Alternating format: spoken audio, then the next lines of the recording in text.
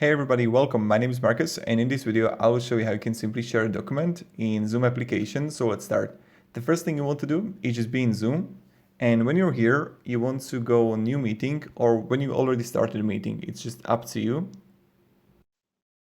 And when you got it, you want to click here on share, and then you're gonna see share document and device storage, and I can see like all the storage here, and I'm going to select download here.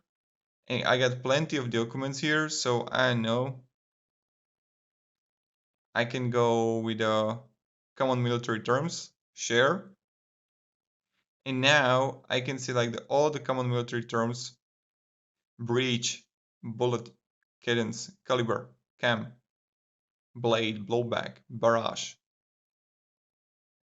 chamber, combat order, and stuff like that. So yeah, direct fire.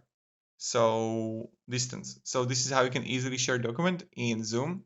Thank you very much everybody for watching. And now you just end the Zoom in meeting for all. And have a great day everybody, and goodbye.